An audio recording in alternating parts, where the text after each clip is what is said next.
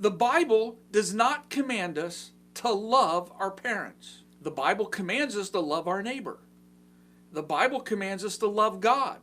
The Bible even commands us to love the stranger. But it never commands us to love our parents.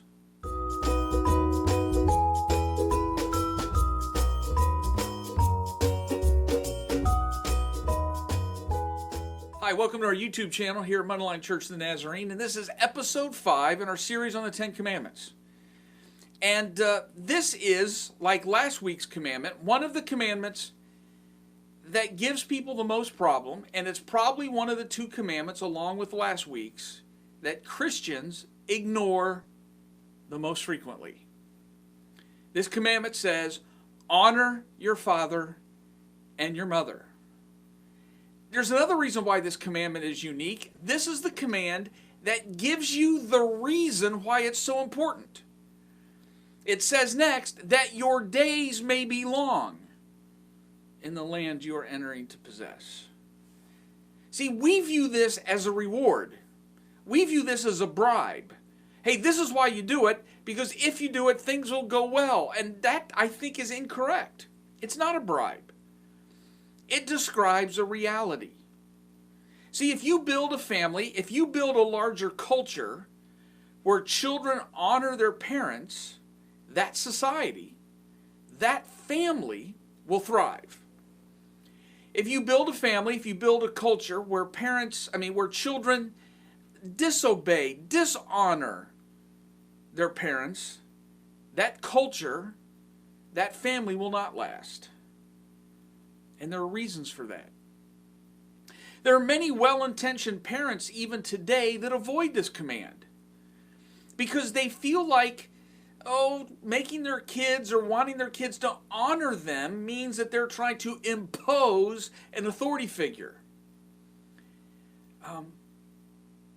Here's a reality. Parents are an authority figure. There's nothing you can do to change that.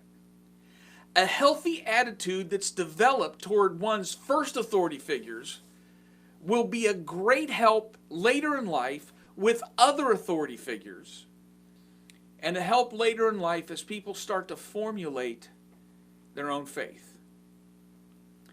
Other parents today seek to gain approval and be their children's friend.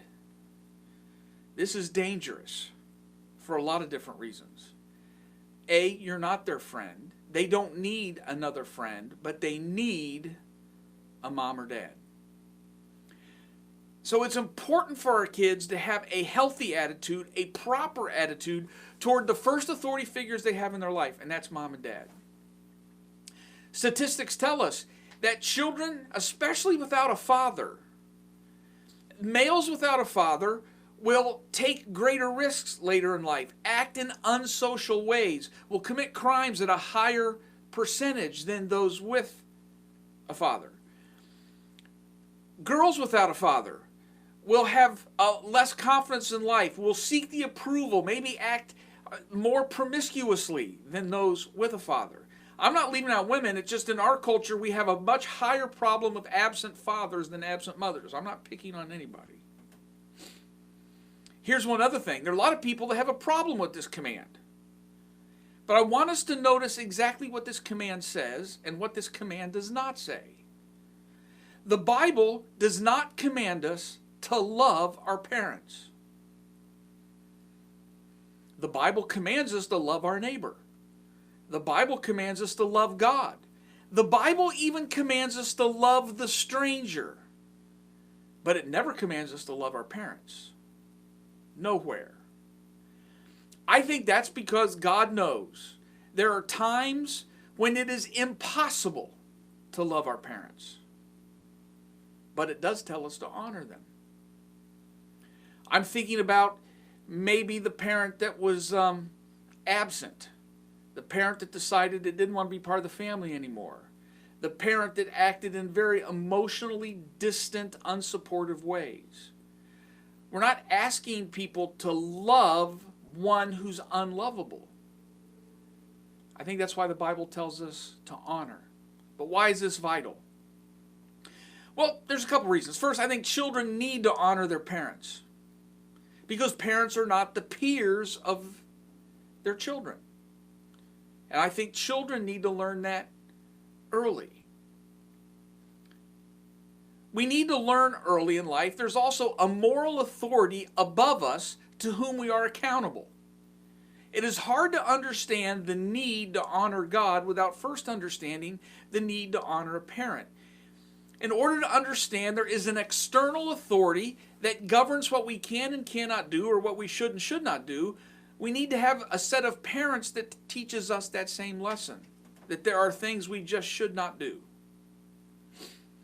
This is a truth that was even noted by Sigmund Freud, who was an atheist.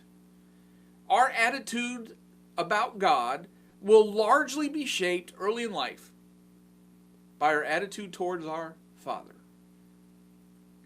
One side note, and I think this is evident to a lot of people. I'm not trying to start a new topic here, but it's true. The first thing that oppressive governments do, the first thing that totalitarian regimes do, is try to break the family bond, try to break that connection of children with parent. Therefore, the allegiance is no longer to the family unit. The allegiance is no longer to the clan or the group, but to the powerful state who seeks every aspect of our life. I guess in short, the Bible knows that parents play a very special role. So we must treat them in a special manner, even if we don't like them very much. Therefore, we have names. We normally want our kids to call us Mom and Dad, not Jim and Cheryl. Again, because we're not like their friends. And also later in life, when we become adults and we move away and we have our own families, we're still required to honor Mom and Dad. We recognize days, we send cards, we send a gift, we write a little note, and we maintain contact. We call them regularly. We check up on them. Refusing contact with parents is the opposite of honoring them. It's dishonoring them. There's a thing in life that happens later on. When we refuse to become at least grateful at some level for anything our parents have done, it hampers our own development and hampers our own maturity. Even the parent that failed in a lot of different areas, maybe took us to the doctor, was sure we had clothes, gave us a little extra money for something, provided a roof over our head. I'm not saying that they were great. I'm not saying they were worthy of love. I'm not saying any of that. But there is something that we can maintain contact with them over. If your children see you honor your parents, you are teaching them how to honor you later in life. When we don't honor, everything starts to break down. And somehow in the process, we never learn how to properly honor God. That's why this command is so important. That's why it's that little reasoning in the middle. I mean, that we see in the command. Honor your father and mother that you may live long in the land you are entering. That's the promise. Hey, we're glad you've joined us. Join us as we keep doing these other commandments in future weeks. Like us, subscribe to the channel, and please, if you have anything you'd like to add to the discussion, challenge us over, ask a question, ask it. We'll try to get to it in a future episode. But thanks for joining us. We'll see you back here again next week.